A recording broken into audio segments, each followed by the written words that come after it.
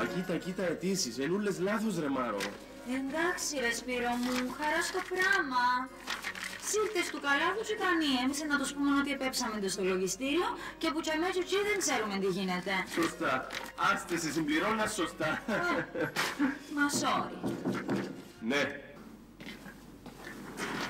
Γεια σας. Γεια.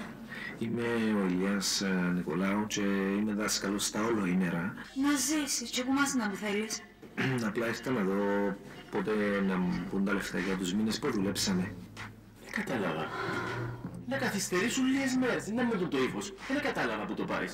Κάμετε λίγες μέρες υπομονή κύριε. Κάνουμε υπομονή, απλά έτσι που τον νιώβρε που τα περιμένουμε και κάνουμε τσοκολάτα, δύσκολες είναι. Έλια να σηκώς του φύε, που θα με θράσω να ζητήσει λεφτά. Φύε! Μα άντε, θράσος! Έντανε που τους δούμε και δουλειά, θέλουν να κερώνονται και που πάνω. Να κάνω μια τελευταία ερώτηση, Ζαφείο. Εσείς επληρωθήκετε? Τελειώνε ρε φίλε! Εμείς ανθρώποι του Υπουργείου να μην πληρωθούμε.